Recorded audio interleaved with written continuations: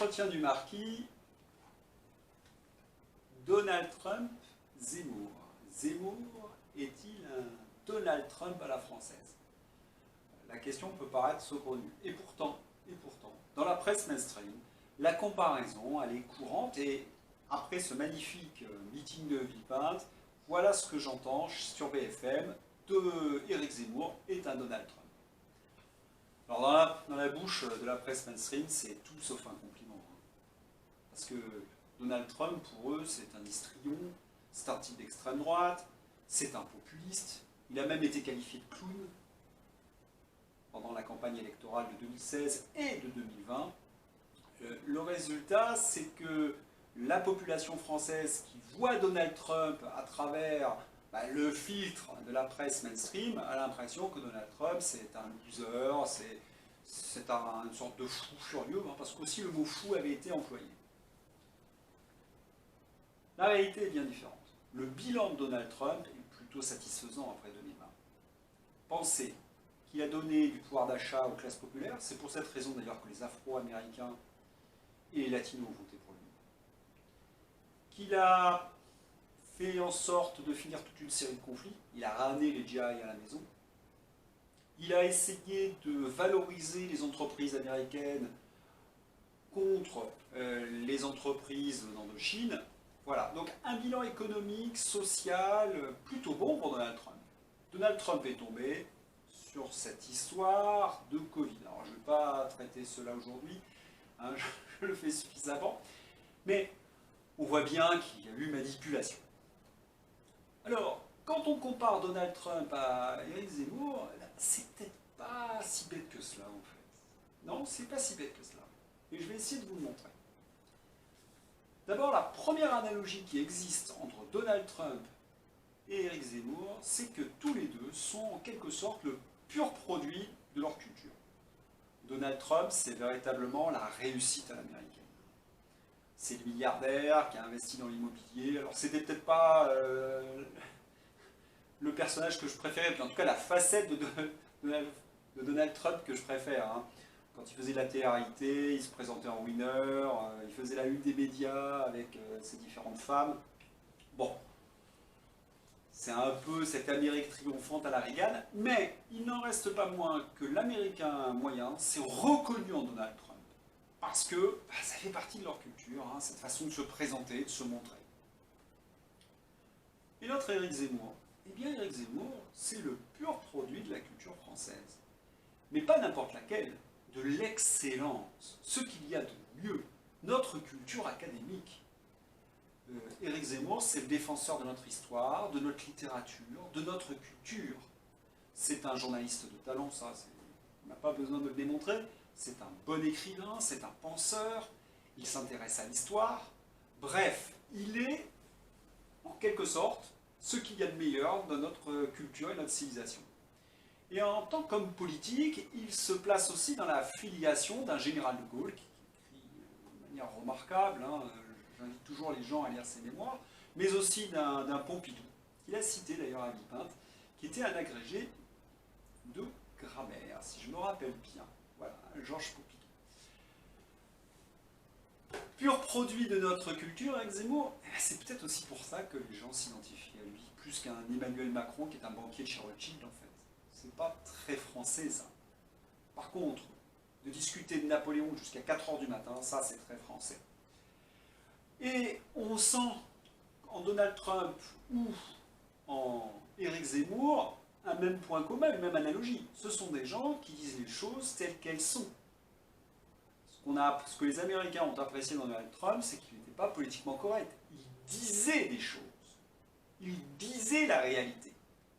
Éric Zemmour, c'est véritablement l'homme qui est capable de nous faire un bilan de notre société sans les fioritures du politiquement correct, sans tous les filtres politiques de la langue de bois. Il nous dit les choses cash.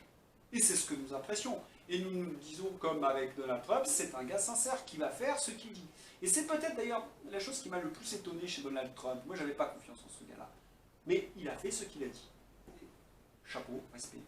Et Éric Zemmour, quand on voit sa ténacité, son côté, moi je l'ai appelé dans un de mes articles un rageux, hein, parce que c'est ça, c'est un combattant. On sait que ce gars-là, il ne fait pas comme Macron, un jour il vous dit oui, un jour il vous dit non, un jour il dit blanc, un jour il dit noir, rouge, bleu, jaune. On sait absolument pas ce que pense Emmanuel Macron. C'est ce qu'a d'ailleurs rappelé Éric Zemmour, hein. C'est l'homme du vide, du néant. Voilà, hein, c'est une girouette en fonction des sondages. Zemmour, lui, se moque des sondages, il dit ce qu'il a à dire. Et c'est cette sincérité que nous aimons chez lui, comme les Américains avaient apprécié cette sincérité chez Donald Trump. D'ailleurs, tous les deux sont des conservateurs. Alors le mot conservateur, j'avais écrit un article que moi je jugeais très intéressant, bien sûr. J'avais expliqué qu'il existait plusieurs conservatismes. Il y a le conservateur qui veut conserver un ordre injuste, pas très intéressant celui-là. Et puis il y a le conservateur qui veut conserver le meilleur de notre civilisation. La liberté et l'égalité, la liberté d'expression de débat, qu'on a entendu hier dans la bouche d'Éric Zemmour dans son meeting de Villepinte. La liberté d'expression. C'est ça aussi le conservatisme, c'est conserver le meilleur, comme un conservateur de musée, de château, hein, qui va nous livrer les trésors du passé. Zemmour, il aimerait que ces trésors du passé ne disparaissent pas, mais au contraire qu'on continue d'en fabriquer. Et des trésors français, bien sûr. La campagne Donald Trump, c'était MAGA, hein. C'était de revenir à l'Amérique, alors c'est Make Again Great America. Et le slogan d'Éric Zemmour elle-même, en quelque sorte, c'est reconquête. C'est notre reconquête de notre civilisation. On va essayer de retrouver ce que nous étions. Et ce conservatif, contrairement à ce que disent les journalistes mainstream, c'est du beau conservatisme. C'est notre liberté. C'est pas se soumettre à un islamisme radical ou à la finance internationale via l'Europe. D'ailleurs, Éric Zemmour a annoncé une mesure très gaulliste, très gaullienne. On va sortir de l'OTAN, hein, du commandement intégré. Ça, c'est une très belle mesure. Et on l'attendait. Et c'est bien qu'elle soit dans son programme. Elle est très très symbolique et elle fait chaud au cœur à tous les gaullistes. Alors évidemment, puisqu'ils ont des analogies, ils vont avoir une dernière analogie, c'est qu'ils vont avoir les mêmes adversaires. Alors ces adversaires, j'en parle suffisamment, hein, ce sont les européistes, ce sont les mondialistes, ce sont les progressistes, ce sont les woke, ce sont les socialistes, ce sont les macronistes, c'est toute cette sphère politiquement correcte liée à certains réseaux et qui nous impose leur idéologie et cette idéologie est en train de détruire tout ce que nous sommes. Hein. Et ça même, ça va plus loin, ça détruit notre pouvoir d'achat, ils détruisent nos libertés. Voilà, il faut absolument lutter contre ce camp progressiste ce camp progressiste me fait penser à Attila, il n'y a plus rien après. Hein.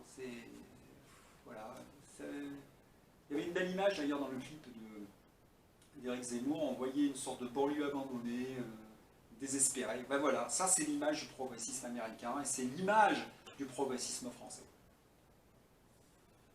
Alors, évidemment,